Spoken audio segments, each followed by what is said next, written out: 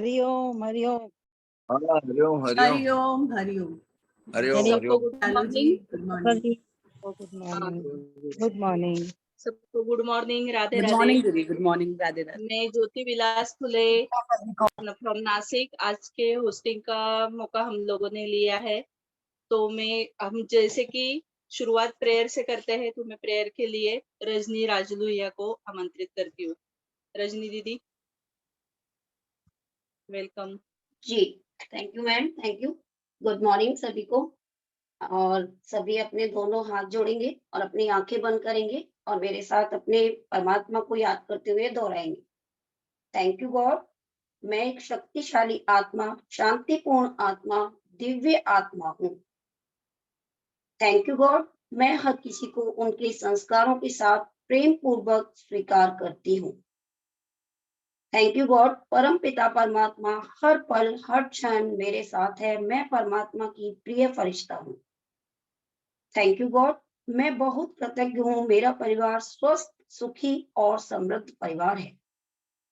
Thank you God, अपार सुख के लिए, वैभव के लिए, इतने प्यारे रिश्तों के लिए और एमवी बिजनेस में हमें लाने के लिए। Thank you God, thank you God, thank you God. Love you God, love you God, love you God. सभी अपने दोनों हाथों को रख करके अपनी आंखों पे और पूरी बॉडी पे। Thank you. थैंक यू दीदी, थैंक यू दीदी। आप सभी का आज की इस मीटिंग में, आज की इस गीता के पर्व में आपका सभी का स्वागत है। जैसे गीता का संपूर्ण सार है कि कर्म ही धर्म है, हमें हमेशा कर्म करते रहना चाहिए, बिना फल के कर्म करना चाहिए, हमें जरूर फल मिलेगा। तो आज के इस चौथे अध्याय के हम 31वें अध्याय से शुरू करने जा रहे हैं, 31वें श्लोक से। तो मैं सबसे पहले शिवांगी जी को इनवाइट करता हूँ 31वें श्लोक के लिए। शिवांगी जी, प्लीज वेलकम।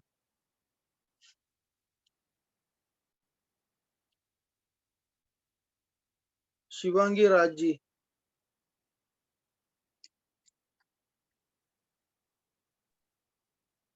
आवाज आ रही है मेरी? हाँ जी, बहुत नमस्कार सभी को। 31वां श्लोक है, ज्ञान ज्ञान यिष्टा अमृत भुजो यान्ति ब्रह्म सनातनम ना अयम लोकस्य यज्ञस्य कुतो अन्यः पुरुषोत्तम। इसमें हे कुरुवंशियों में श्रेष्ठ अर्जुन, यज्ञ से बचे हुए अमृत का अनुभव करने वाले सनातन पर ब्रह्म परमात्मा को प्राप्त होते हैं। यज्ञ न करने वाले मनुष्यों के लिए यह लोक भी सुखदायक नहीं है, फिर परलोक कैसे सुखदायक होगा। यहाँ पर श्री राम सुखदास जी कहते हैं कि यज्ञ करने का अर्थात निष्काम भाव से दूसरों को सुख पहुंचाने से हमें समता का अनुभव होता है। यहाँ पर राम सुखदास जी कहते हैं कि जब हम अपने स्वार्थों का त्याग कर देते हैं, तो जो कर्म किया जाता है वही यज्ञ की श्रेणी के अंदर आता है। मनुष्य स्वभाव से तो अमर है, लेकिन मरने वाली वस्तुओं का संग करने से वह मृत्यु का अनुभव करता है। केवल दूसरों के हितों के लिए जो कर्म किए जाते हैं वे ही कर्तव्य है। हमें यहाँ पर राम सुखदास जी कहते हैं कि जिस तरह यज्ञ के अंदर देना ही देना होता है और लेना केवल निर्वाह मात्र के लिए होता है, तो यही हमारा सच्चा कर्म जो है यज्ञ बन जाता है। जब हम केवल अपने स्वार्थ का त्याग कर देते हैं और दूसरों की कल्याण की भावना से जब हम काम करते हैं, तो यही काम हमारा यज्ञ की श्रेणी के अंदर आता है। इसको राम सुखदास जी एक साधारण से उदाहरण से बताते हुए कहते हैं कि संसार में रहना और परिवार में रहना बिल्कुल एक जैसा ही है। जैसे अगर परिवार में कोई स्वार्थी व्यक्ति होता है, कोई पेटू व्यक्ति होता है, तो किसी को भी उसका रहना सुहाता नहीं है। इसी तरह से ही जब हम संसार के अंदर भी अपने स्वार्थों की पूर्ति करते हैं, तो ये हमारा कोई कर्म जो है वो यज्ञ की श्रेणी में नहीं आता, ये स्वार्थपूर्ण काम आ जाता है। कर्म, यही कर्म हमें संसार में बांधते हैं। तो इससे ना हमारे इस लोक के अंदर हमारा कोई कल्याण होगा, तो परलोक की तो बात बहुत दूर की है। संक्षेप में अगर हम कहें तो केवल अपने स्वार्थों को त्याग करके परमार्थ की भावना से जब हम काम करते हैं, तो वो कर्म हमें इस संसार में व्यापते नहीं है, और हम निर्लिप्त होकर दूसरों के कल्याण के लिए काम करते रहते हैं और इसी से हमें मोक्ष की प्राप्ति हो जाती है, ईश्वर की प्राप्ति हो जाती है। Thank you. Over to host. Thank you दीदी। इस श्लोक में यही बताया गया है कि अगर स्वार्थ भाव से हम कोई कर्म करेंगे ना तो इस लोगों में संघर्ष उत्पन्न हो जाएगा और परम लोक में भी उसका कल्याण नहीं होगा। तो 32वें श्लोक के लिए मैं बबीता जी को इनवाइट करता हूँ। Babita ji please welcome. Thank you sir. Good morning everyone. मैं बबीता राजगढ़ से। मुझे 32वें श्लोक का मौका मिला है, मैं इसकी व्याख्या करती हूँ। एवं बहुविधा यज्ञा वित्ता ब्रह्मणो मुखे करम जान्य विद्धि तान सर्वान एवं ज्ञात्वा विमोक्षे से। इसमें इस प्रकार और भी बहुत सारे यानी जो यज्ञ बताए गए थे 12 से लेकर जो पीछे श्लोक हमने जो पढ़े हैं, इस प्रकार भी बहुत तरह के यज्ञ वेद की वाणी में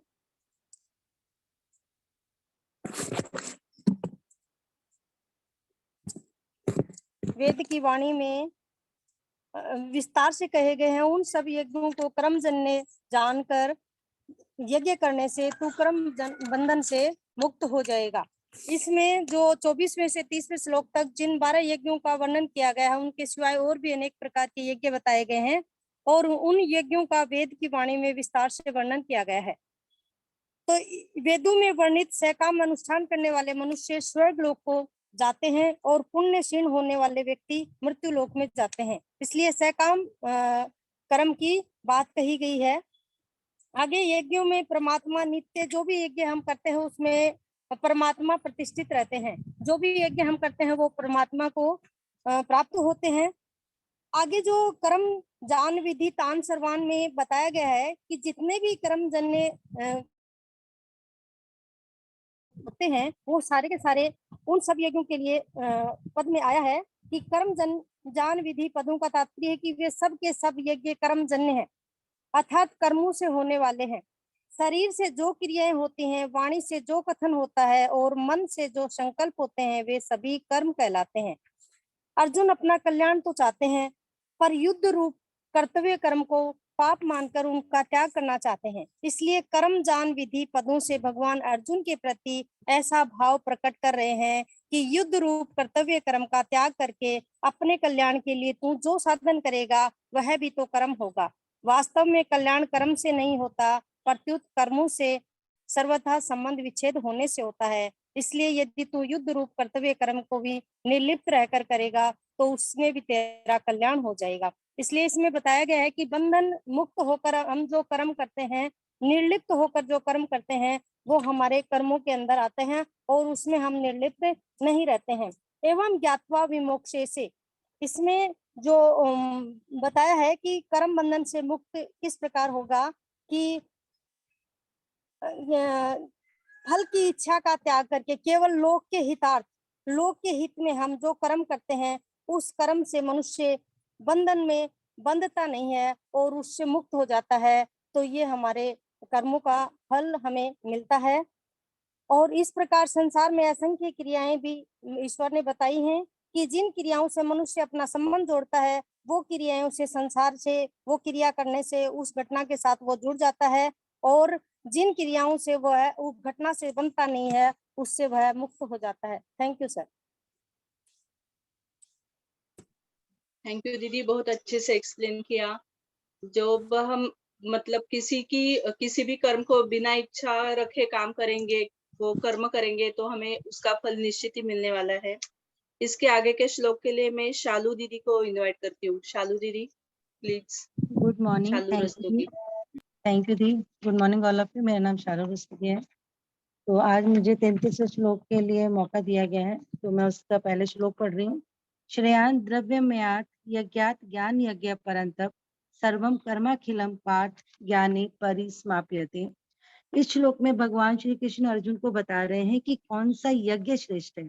तो सबसे पहले वो द्रव्यमय यज्ञ की बात करते हैं कि जिस द्रव्य यज्ञ में द्रव्य यानी कि पदार्थ, पैसे वगैरह की और कर्म की आवश्यकता होती है वे द्रव्यमय यज्ञ होते हैं। और इन सब यज्ञ से हमारा ज्ञान यज्ञ श्रेष्ठ है क्योंकि ज्ञान यज्ञ में द्रव्य और पदार्थों की आवश्यकता नहीं होती है, उसमें सिर्फ विचार और विवेक की आवश्यकता होती है। अगर हम सूक्ष्म दृष्टि से देखें तो ज्ञान यज्ञ में भी कर्म जन्य तो होता है, लेकिन उसमें विचार और विवेक की प्रधानता रहती है, उसका ज्यादा जोर रहता है। तो जब तक इंसान अपने लिए कर्म करता है, उसका सब चीजों से संबंध बना रहता है, चाहे वो पैसा है या दूसरे पदार्थ हैं, और उसके अंतःकरण में यानी कि मन में अशुद्धि बनी रहती है, क्योंकि जब तक वो अपना काम पूरा करना चाहता है, अपने काम को पूरा करने के लिए वह हर संभव प्रयास करता है, चाहे वो गलत है चाहे वो सही है। अब उसके आगे बताया गया कि अंतःकरण में 3 प्रकार के दोष होते हैं। सबसे पहला है मल, यानी कि संचित पाप जो हम लोग जमा करते रहते हैं अपने गलत काम करने से। दूसरा है विक्षेप, यानी कि चित्त की चंचलता, हमारा मन इधर उधर भागता रहता है, कभी गलत करता है कभी सही करता है। और तीसरा है आवरण, यानी कि अज्ञान। तो जब मनुष्य या साधक बोलेंगे, जब मनुष्य अपने लिए कर्म ना करके संसार के भय मतलब संसार के लिए काम करता है, उसके अच्छे के लिए काम करता है, तो वो इन दोनों दोषों से, पहले दोनों दोषों से यानी कि मल और विक्षेप से उसके दोष मिट जाते हैं, उन दोषों से वो दूर हो जाता है। और फिर रहता है तीसरे वाला अज्ञान, और इस अज्ञान को हटाने के लिए, ज्ञान की प्राप्ति के लिए फिर वो गुरु के पास जाता है, और इस तरह से वो ज्ञान की प्राप्ति करके आवरण को भी हटा देता है। तो जब वो गुरु के पास जाता है तो वो इन दोनों चीजों से ऊपर उठ जाता है, कर्म से भी और पदार्थों से भी, और सिर्फ एक चीज रह जाती है, परमात्म तत्व की प्राप्ति, है ना, और वही उसका लक्ष्य बन जाता है। और इसे ही संपूर्ण कर्मों का और पदार्थों का तत्व ज्ञान में समाप्त होना कहते हैं। कि मतलब जब हमारे को, हम इन दोनों चीजों से ऊपर उठ गए, कर्म से भी ऊपर उठ गए और चीजों से भी ऊपर उठ गए, और हमें ज्ञान की प्राप्ति हो गई, तो हमें परमात्मा का सानिध्य जरूर जरूर प्राप्त होगा। Thank you so much, thank you so much. Thank you दीदी, बहुत अच्छे से बताया आपने। मतलब ये सभी श्लोक का सार एक ही है कि परमात्मा है, वही सब करता करविता है। और इसके आगे मैं रेणु मिश्रा दीदी को इनवाइट करती हूँ 34वें श्लोक के लिए। Thank you so much Jyoti ji. Good morning सभी को। मेरा नाम रेणु मिश्रा है पटना से। और आज का जो श्लोक है, इसका जैसे अर्जुन अपना कल्याण चाहते हैं, इसलिए कल्याण के लिए विभिन्न साधन को यज्ञ के रूप से वर्णन करके अब भगवान ज्ञान यज्ञ के द्वारा तत्व ज्ञान प्राप्त करने का प्रचलित प्रणाली का वर्णन कर रहे हैं। तो श्लोक है, त्वद्वृत्ति प्रणिपातेन परिप्रश्नेन सेवया उपदेक्षन्ति ते ज्ञानम ज्ञानिनस्तु तत्वदर्शिनः। उस तत्व ज्ञान को तत्वदर्शी ज्ञानी महापुरुषों के पास जाकर समझ, उनको साष्टांग दंडवत प्रणाम करने से, उनकी सेवा करने से, सरलता पूर्वक प्रश्न करने से वे तत्वदर्शी अनुभवी ज्ञानी शास्त्रज्ञ महापुरुष तुझे उस तत्व ज्ञान का उपदेश देंगे। तो यहाँ पे कृष्ण जी स्वयं ज्ञान के अवतार थे, फिर भी उन्होंने गुरु के पास जाने की बात कही और ज्ञान प्राप्त करने की बात कही। तो ज्ञानियों को यहाँ पे कहते हैं केवल साष्टांग नमस्कार करना ही पर्याप्त नहीं है, हमें सद्गुरु के प्रति अनन्य भाव से शरणागत होना चाहिए। और केवल प्रश्न पूछना पर्याप्त नहीं है, जैसे किसी कुप्रवृत्ति, पाखंड या वाक्य जाल में फंसाने या कोई त्रुटि निकालने की भावना से प्रेरित होकर प्रश्न नहीं करना चाहिए, बल्कि प्रश्न उत्सुकता पूर्वक केवल मोक्ष या आध्यात्मिक पथ पर उन्नति प्राप्त करने की भावना से प्रेरित होकर ही करना चाहिए। तो जो इस प्रकार आचरण करते हैं तो सद्गुरु जो है उन्हें ज्ञान देते हैं, और अज्ञान का नाश करना ही ज्ञान है। और जैसे अगर शिष्य गुरु के समान ही है और दोनों में केवल अवस्था, उच्च अनुभूति, अद्भुत लौकिक सत्य और अद्वितीय योग्यता ऐश्वर्य योग में भिन्नता होती है। गुरु मनुष्य जाति और विश्व के कल्याण के निमित्त स्वेच्छा पूर्वक मानव शरीर धारण करते हैं, परंतु नर देह धारण करने पर भी उनकी सत्ता के अनंतता में कोई बाधा उपस्थित नहीं होती, और उनकी आत्म उपलब्धि, लाभ, दैविक शक्ति, ज्ञान सदा एक से रहते हैं। और शिष्य का भी वही यथार्थ में स्वरूप है, परंतु उसे बहुत सारे जन्मों के कारण उसे अज्ञान हो जाता है और उसे भ्रम हो जाता है कि मैं जीव हूँ, प्राणी हूँ, दुर्बल हूँ, असहाय हूँ। और गुरु इसी अज्ञान रूपी जड़ को काट कर फेंक देता है, इसलिए उसे उपदेश करना पड़ता है। तो कृष्ण जी को विदित था कि अनेक भक्त और गुरु विद्यमान है, इसलिए उनका महत्व बढ़ाने के लिए ही श्री कृष्ण जी ने अर्जुन से ऐसा उल्लेख किया है। Thank you so much, thank you so much, thank you so much Jyoti ma'am. Hello, आवाज आ रही है मैम? हेलो, आपकी आवाज आ आ रही रही है, आवाज है। आ रही है। जी जी जी हमारे नेट को कुछ प्रॉब्लम हो गया था। अच्छे से एक्सप्लेन किया दीदी आपने। अच्छा, अगले श्लोक के लिए मैं रश्मि दीदी के लिए रश्मि दीदी को इनवाइट करती हूँ। ज्योति जी इको हो रहा है, ओ इको हो रहा है। ज्योति जी आपके 2 फोन चल रहे हैं इसलिए इको हो रही है आवाज। मैं रश्मि शेखावत जयपुर से, और अब मैं 35वां श्लोक पढ़ने जा रही हूँ आप सबके सामने। यज्ञे ज्ञात्वा न पुनर्मोहमेवं यास्यसि पांडवः येन भूतान्यशेषेण द्रक्ष्यस्याम मन्यथो मयि। अर्थात कृष्ण भगवान अर्जुन को यहाँ कह रहे हैं कि तुम्हें यहाँ ज्ञान देने के लिए बहुत सारे महापुरुष आएंगे, तत्व ज्ञान का जो ज्ञान होता है, परंतु खाली उपदेश सुन लेने मात्र से ही तुम्हें वास्तविक जो बोध है अर्थात स्वरूप है वो या अनुभव नहीं होता। अर्थात मन वाणी आदि से क्योंकि हम उसे ग्रहण नहीं करते तो हमें वो बोध जिस प्रकार से हमें ग्रहण करना चाहिए उस प्रकार से हम उसे ग्रहण नहीं कर पाते। अतः वास्तविक बोध स्वयं के द्वारा ही स्वयं को होता है। जब मनुष्य अपने विवेक को महत्व देता है, और ये विवेक को महत्व देने से जब अविवेक सर्वथा मिट जाता है, तब वह विवेक ही वास्तविक बोध में परिणित होता है। यानी कि मनुष्य किसी ज्ञान को तभी ग्रहण कर सकता है जब वो ये माने कि मुझे इसकी आवश्यकता है और मेरे को इसके ज्ञान को लेने से ही मेरा अज्ञानता मिटेगी। वासुदेव सर्वम अर्थात भगवान सब जगह है और वह सब कुछ है। जब हम ये अनुभव करते हैं और मान लेते हैं तो जो भी मतभेद होते हैं हमारे मन के अंदर वो सब मिट जाते हैं। अयोमयी दृक्ष स्वामित्व का मतलब है आत्मज्ञान है और ज्ञान में निजानंद है। मतलब ज्ञान हमें जो निज आनंद देता है, पर परमात्मा जो ज्ञान है, परमात्मा द्वारा जो ज्ञान दिया जाता है वो हमें परम आनंद देता है। आत्मज्ञान से मुक्ति तो हो जाती है पर सूक्ष्म अहम की गंध रह जाती है जिससे हमें वो प्राप्त नहीं हो पाता, तो हम फिर से अज्ञानी ही रह जाते हैं। इसलिए जो हमें उपदेश देने वाले हैं और हमारे अज्ञान को दूर करने वाले हैं, हमें उनसे वो मन और वाणी दोनों ही से ग्रहण करना चाहिए। ओवर टू यू ज्योति दीदी। Thank you. थैंक यू दीदी जी, बहुत बढ़िया बताया आपने। अब 37वें श्लोक के लिए मैं 36वें श्लोक के लिए भवानी सिंह जी को इनवाइट करता हूँ। Bhawani Singh ji. Thank you so much sir. Radhe Radhe सभी को। 36वां श्लोक है, अपि चेत असि पापेभ्य सर्वेभ्य पापकृतमः सर्वं ज्ञान प्लवेन एव वृजनम संतरिष्यसि।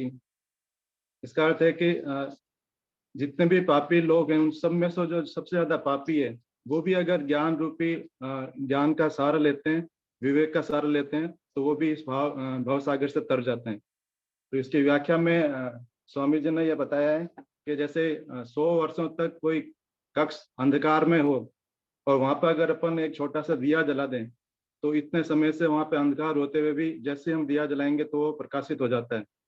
वैसे ही जब दो चीजें हैं, जड़ और चेतन, जो भी क्रियाएं रहती है, जो भी पाप होते हैं वो जड़ के द्वारा होते हैं, जड़ शरीर के द्वारा होते हैं। लेकिन जब हम हमारे चेतन में ज्ञान रूपी अग्नि प्रज्वलित होती है तो हमारे जितने भी जो पाप होते हैं वो सर्वथा वो जो सारे के सारे जो पाप है वो नष्ट हो जाते हैं। राधे राधे। धन्यवाद, बहुत अच्छे से बताया सर आपने। इसके आगे मैं प्रीति अग्रवाल जी को इनवाइट करती हूँ। प्रीति दीदी प्लीज वेलकम। नमस्कार सभी को, मैं प्रीति अग्रवाल जयपुर से बोल रही हूँ। मैं 37 श्लोक की व्याख्या करने की कोशिश करती हूँ जैसा महाराज जी ने बताया है। यथेधासी समेतो अग्नि भस्म सात कुरुते अर्जुन ज्ञानाग्नि सर्व कर्माणि भस्म सात कुरुते तथा। यहाँ भगवान कह रहे हैं कि जो अग्नि है वो सारे ईंधनों को जलाकर जैसे नष्ट करती है। अग्नि का मतलब यहाँ तत्व ज्ञान से बताया है भगवान ने। वो कहते हैं कि जैसे तत्व ज्ञान, जैसे कि मनुष्य ज्ञान होता है तो वो उसके सभी कर्मों की फलों को जलाकर नष्ट करती है। जैसे कि जो 3 प्रकार के कर्म बताए हैं भगवान ने, संचित, प्रारब्ध और क्रियामान, तीनों कर्मों से किंचित मात्र संबंध नहीं रहता। यहाँ कहने का मतलब प्रभु का जो जितना मुझे समझ में आया है वह यही है कि आप जो कर्मों की कहते हैं मैंने किया या जो कर्मों को अर्पण करके प्रभु को करें, और जब आपको ज्ञान हो जाता है तो इन सबसे आपका संबंध टूट जाता है और कर्मों को आप कर्तव्य मानकर करना चाहिए। राधे राधे। राधे राधे राधे राधे। यही बताया गया है कि हमारे शरीर में जो भी प्रक्रिया है सभी जैसे भी मान्य होते हैं सारी क्रियाएं होती है, तो ये सारी ईश्वर की कृपा है। इसके बाद मैं प्रीति अग्रवाल अश्विनी जी को इनवाइट करता हूँ। Ashwini ji. Yes sir, good morning sir. Good morning सभी को। मेरा नाम अश्विनी चौधरी, राजस्थान कोटा से, और 38वां जो श्लोक है अपना वो मैं पढ़ने जा रहा हूँ। न ही ज्ञानेन सदृशम पवित्र में ही विद्यते ततः स्वयं योग संसिद्ध कालेनात्मिन विन्दति। इसमें यह बताया गया है कि यहाँ पद मनुष्य लोक का वाचक है, क्योंकि सबकी सब पवित्रता इस मनुष्य लोक में ही प्राप्त की जा सकती है। पवित्रता प्राप्त करने का अधिकार और अवसर केवल मनुष्य शरीर को ही है। यानी इस श्लोक में सबसे अच्छी बात यही है कि अपन जो पवित्रता जो पा सकते हैं या योग सिद्धि जो अपन कर सकते हैं वो केवल एक मनुष्य शरीर में ही इस चीज का अधिकार और इस चीज की बुद्धिमत्ता दी गई है, वरना और किसी भी लोक के अंदर या किसी भी शरीर के अंदर ये चीज नहीं है। अलग अलग लोकों के अधिकार भी मनुष्य लोक से ही मिलते हैं, लेकिन इसमें एक चीज और है कि संसार की स्वतंत्र सत्ता को मानने से और उसके सुख लेने की इच्छा से ही संपूर्ण दोष पाप उत्पन्न होते हैं, और तत्व ज्ञान होने पर जब संसार की स्वतंत्रता सत्ता ही नहीं रहती तब संपूर्ण पापों का स्वार्थ नाश हो जाता है। अगली जो लाइन है, ततस्य योग सिद्धगम विदन्ति, जिस तत्व ज्ञान से संपूर्ण कर्म भस्म हो जाते हैं और जिसके समान पवित्र करने वाला संसार में दूसरा कोई साधन नहीं है, उसी तत्व ज्ञान को कर्म योगी योग संसिद्ध होने पर दूसरों की साधन के बिना स्वयं अपने आप में ही तत्काल प्राप्त कर लेते हैं। यानी कि तत्व ज्ञान जो है संपूर्ण कर्म भस्म हो जाते हैं, मतलब तत्व ज्ञान जब अपन प्राप्त कर लेते हैं तो उससे जो भी अपने कर्म हैं या कि वो है वो सारे अपने भस्म हो जाते हैं, और जिसके समान पवित्र करने वाला संसार में दूसरा कोई साधन नहीं है। यानी कि कर्म तो अपने को करना ही है, कर्म के ऊपर जो तत्व ज्ञान है, अगर अपन तत्व ज्ञान की प्राप्ति करते हैं तो उससे कर्म जो है वो सब भस्म हो जाते हैं, और इसके समान पवित्र कोई भी संसार में कोई भी दूसरा साधन नहीं है। ये इस श्लोक में बताया गया है। Thank you sir. Thank you sir, thank you. इस श्लोक में वही तात्पर्य बताया गया है कि तत्व ज्ञान लौकिक है जबकि परमात्मा ज्ञान अलौकिक है। तो थैंक यू सर। इसके बाद मैं 39 श्लोक के लिए जेडी बोरा को जी को इनवाइट करता हूँ। JD Bora ji. Thank you sir. सभी को जय Shri Krishna. Myself JD Bora from Jodhpur, और 39 श्लोक के लिए मुझे आ गया है। श्लोक है, सत्तामान्नप्ते ज्ञानम तत्प्रसतेन्द्रियः ज्ञानम बद्ध्वा परां शांति अचिरेण अधिगच्छति। भगवान अर्जुन को कहते हैं कि अर्जुन, जितेंद्र तत्पर हुआ सत्तामान पुरुष ज्ञान को प्राप्त होता है। ज्ञान को प्राप्त होकर तत्क्षण भगवत प्राप्ति रूप परम शांति को प्राप्त हो जाता है। यानी कि भगवान ने ये बताया है, रामचंद्र ने भी बताया है कि जो श्रद्धावान पुरुष होता है उसकी दो विशेषता बताई हुई है। या उसके अंदर एक तो वो सत्येंद्र होना चाहिए और एक तत्पर, ये दोनों विशेषता होनी चाहिए उसके अंदर, श्रद्धावान पुरुष के अंदर। सत्येंद्र का मतलब बताया जिसने अपनी इंद्रियों को पूरा वश में कर लिया है, वो सत्येंद्र कहलाता है। और जो तत्परता से साधना करता है वो तत्पर कहलाता है। आगे स्वामी जी ने बताया है कि जब तक श्रद्धावान अपने ज्ञान परमात्मा में, महापुरुषों में, धर्म और शास्त्रों की प्रत्यक्ष की तरह आदर पूर्वक विश्वास होता है। अगर जिस प्राणी को शास्त्रों में प्रत्यक्ष रूप से विश्वास होता है, पूर्ण विश्वास होता है, वहां वो श्रद्धावान कहलाता है। तो इससे पढ़कर भी उन्होंने बताया है कि श्रद्धावान पुरुष वो है जो परमात्मा को अपने में श्रद्धा से देखता है, जो अपने में भगवान को देखता है, वो श्रद्धावान पुरुष है। ताकि स्वामी जी ने बताई एक बहुत अच्छी बात कि श्रद्धावान पुरुष वो है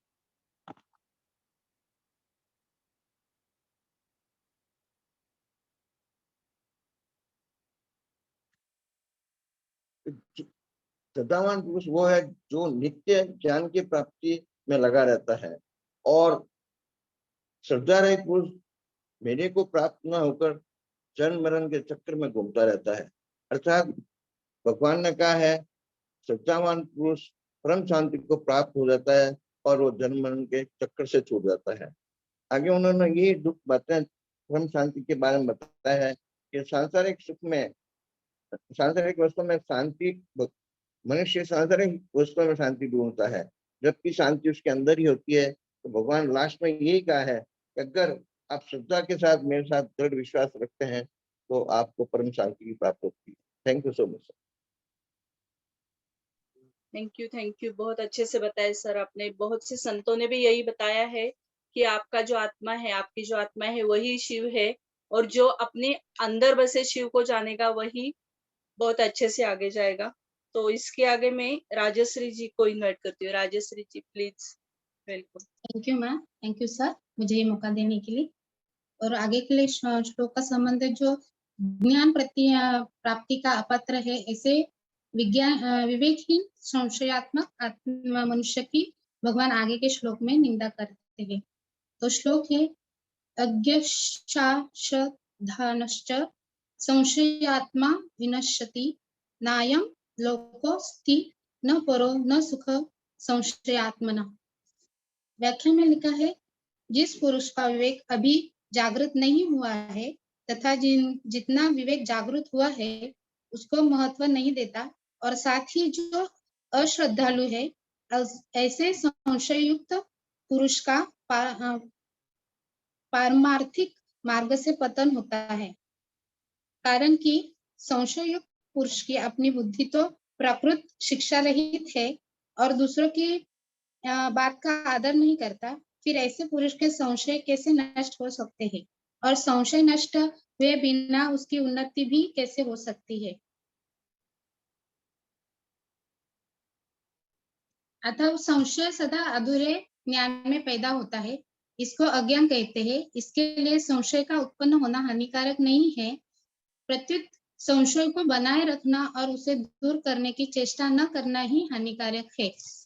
तो यहाँ बताया गया है साधक का लक्षण है खोज करना। यदि वह मन और इंद्रियों से देखी बातों को ही सत्य मान लेता है तो वही रुक जाता है, आगे नहीं बढ़ पाता।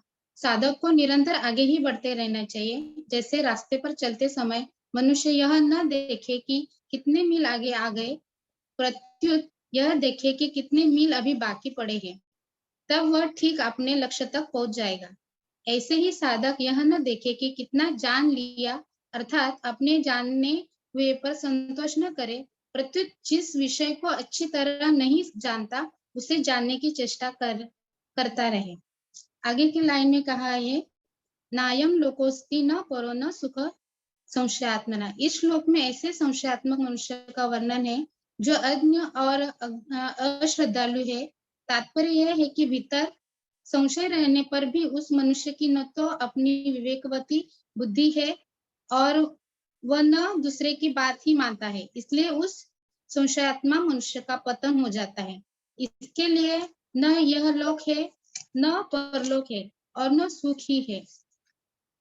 तो इसका भावार्थ ये बताया गया है ज्ञान हो तो संशय मिट जाता है और श्रद्धा हो तो भी संशय मिट जाता है, परंतु ज्ञान और श्रद्धा ये दोनों ही न हो तो संशय नहीं मिट पाता। इसके लिए जिस संशयात्मा मनुष्य में न तो ज्ञान मतलब विवेक है और न श्रद्धा ही है, अर्थात जो न खुद जानता है और न दूसरे की बात मानते है, उसका पतन हो जाता है।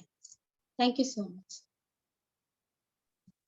थैंक यू मैम, बहुत अच्छे से बताया। जब भी हमारे मन में किंतु परंतु आता है तभी हम अपने लक्ष्य से थोड़ी दूर हो जाते हैं। अगर बिजनेस से रिलेट करेंगे तो हम जब भी किसी को प्लान दिखाते हैं तो हमें ये नहीं सोचना चाहिए कि ये आएगा बिजनेस में या फिर प्रोडक्ट लेना।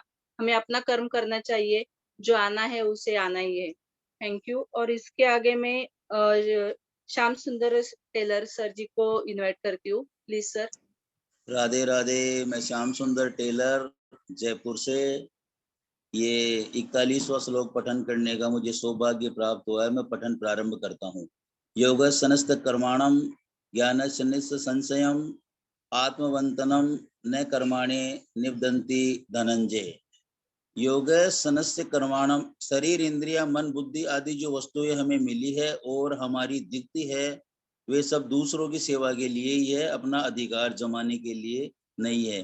ज्ञान संशयम, मनुष्य के भीतर प्राय ये संशय रहते हैं कि कर्म करते हुए ही कर्मों से अपना संबंध विच्छेद कैसे होगा, अपने लिए कुछ न करे तो अपना कल्याण कैसे होगा।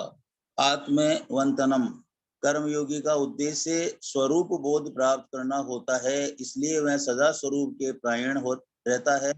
उसके संपूर्ण कर्म संसार के लिए ही होते हैं, सेवा को स्वरूप ही दूसरों के लिए ही होती है। न कर्माणे निवदंतम, अपने लिए कोई भी कर्म न करने से कर्मयोगी संपूर्ण कर्मों से संबंध विच्छेद हो जाता है, अर्थात वह सदा के लिए संसार बंधन से सर्वथा मुक्त हो जाता है। कर्म स्वरूप से बंधन कारक है ही नहीं, कर्मों फलेच्छा ममता आसक्ति और कर्तव्यता विमान ही बांधने वाला है। Thank you sir. Back to host. Thank you sir, बहुत अच्छे से बताया आपने। और इसके आगे के श्लोक के लिए मैं शांति दीदी को इनवाइट करती हूँ, प्लीज दीदी।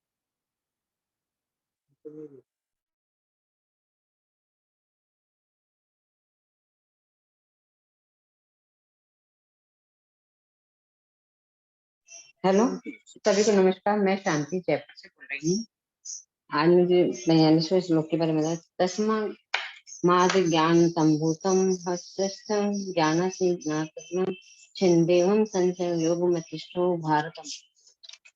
इसमें श्री कृष्ण अर्जुन को कह रहे हैं कि हे भरतन से अर्जुन, तू समग्र बुद्धि रूप योग में स्थित हो और अज्ञान से उत्पन्न हृदय में स्थित इस अपने संशय को ज्ञान रूप तलवार द्वारा छेदन के लिए युद्ध के लिए खड़ा हो।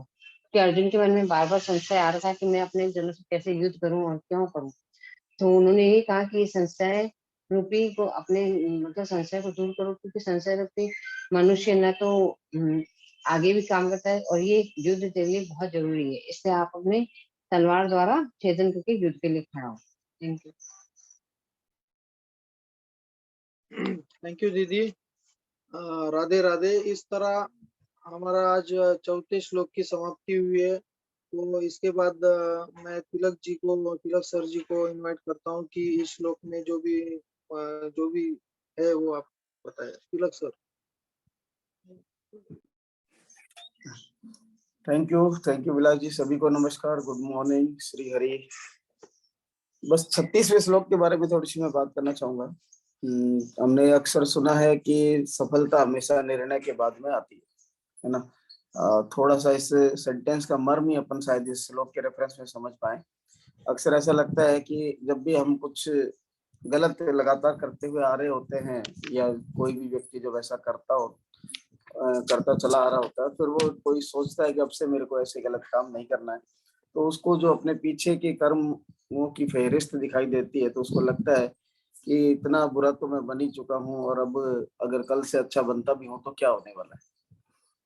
तो यहाँ पर जो क्लैरिफिकेशन दिया गया है कि अगर कहीं पर सैकड़ों वर्षों से अंधेरा छाया हुआ है, तब भी अगर दीपक जला दिया जाए तो दीपक को रोशनी करने के अंदर वो सैकड़ों वर्ष नहीं लगेंगे, उसी पल रोशनी हो जाएगी। ठीक इसी तरीके से जैसे ही हम अपने लिए कोई निर्णय लेते हैं किसी भी काम के लिए, उसी समय सफलता एक तरह से हमारे हाथ में होती है। और कहते भी हैं कि सफलता तो जस्ट एक प्रोसेस है, जिसको ये जर्नी है जिसको आपको पार करनी है। अदरवाइज सफलता तो उसी दिन हासिल हो जाती है जिस दिन आप फैसला लेते हैं, चाहे वो फैसला किसी भी रेफरेंस में हो। और उसको और आगे भी राम सुदास जी दूसरे उदाहरण से भी क्लियर कर रहे हैं कि अगर कितनी भी किसी भी तरीके का ईंधन हो, अगर एक बार अग्नि प्रज्वलित हो जाए तो फिर कुछ भी शेष नहीं बचता है। जो कुछ बचता है वो आगे का आउटपुट यानी राख होती है, यानी कि आपके फैसले के बाद जो आउटपुट आपको मिलने वाला है वो फैसला ही आपकी सफलता है। और इस तरह से हम समझ सकते हैं कि सफलता जो है निर्णय के बाद नहीं बल्कि निर्णय के साथ ही आ जाती है। बस rest is the process. Thank you very much. Thank you Tilak sir. आपको तो ये भी नहीं कह सकता कि आपने बहुत बढ़िया, क्योंकि आप वैसे भी महान ज्ञानी है इस ग्रुप में हमारे लिए। Thank you very much. इसके बाद मैं विवेक सर जी को इनवाइट करता हूँ। और एक चीज कहना चाहूंगा, हमारी एनिवर्सरी लेने की आज का कारण जो है, आज का होस्टिंग लेने का कारण यह है कि हमारी आज एनिवर्सरी भी है, तो इसलिए हम दोनों भी बैठे हैं आज।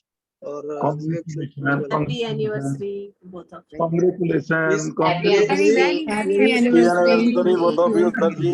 Happy anniversary. यही एक हमारा एसोसिएशन है, यहाँ हम लोग खुद से बोलते हैं, नहीं तो हम लोग Happy anniversary. Anniversary. Happy anniversary sir ma'am. Happy anniversary sir madam. Thank you sir. मैं भी करना चाह रहा हूँ। Good morning. और मतलब सभी हम सब की तरफ से आज जैसे शानदार कपल को, युगल को बहुत बहुत शादी की सालगिरह की मुबारकबाद हो। और आपकी केमिस्ट्री देखते ही बनती है और जो खुशी है वो देखते ही बनती है, तो सब जनों को बहुत प्रेरणा मिलती है। बहुत ही ज्यादा अच्छी बात है ये, है ना। और चला के आपने आज के दिन को चूज किया, दोनों ने मिलकर शानदार होस्टिंग की और साथ साथ के अंदर हम सबको अपना बिल्कुल अपन अपने हैं ही है मानते हुए एकदम बताया कि आज आपकी मैरिज एनिवर्सरी है। तो आप सबको बहुत बहुत बहुत बहुत बधाई। और पापा तरफ से क्यों, आप खुद ही बोलो। ज्योति एंड विलास जी, शादी की बहुत बहुत मुबारक हो आप दोनों को। प्रणाम पापा बहुत जी। बहुत धन्यवाद पापा जी। आंखें नम हो गई आपके आशीर्वाद सुन के। ठीक है, ठीक, ओके ओके। एक और अनाउंसमेंट है, सरिता का भी बर्थडे है आज शायद। Happy birthday ma'am. Sarita Jha का। सरिता दी। Happy birthday Sarita ji. Happy birthday Sarita ma'am. Sarita ji. Happy birthday Sarita ji. Happy birthday. Happy birthday Sarita को। बहुत ही अमेजिंग ग्रेट लीडर हैं सरिता। बहुत बहुत आपको शुभकामनाएं। और अगले बर्थडे के ऊपर आप निश्चित रूप से नई पिन के ऊपर होंगे, इस बारे में कोई किंतु परंतु नहीं है, वो सबको पता चलेगा अभी अगस्त के अंदर। थैंक यू तो सर। है ना, बहुत बहुत शुभकामनाएं और बहुत अच्छा लग रहा है। तो कल की जैसे नॉमिनेशंस हैं वो सब हम वापस से ग्रुप के ऊपर ही लेंगे। तो अभी हम वापस से विलास जी और ज्योति जी के पास ही चलते हैं।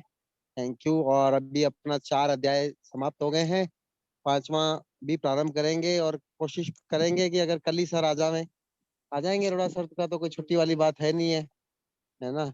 सेवानिवृत्त फ्रीडम का यही फायदा है कि संडे की याद नहीं करनी पड़ती है ना। तो अपन कोशिश करेंगे कि कल ही सर को बुला के और 4थे अध्याय को अपन जो है उनसे समाप्त लें।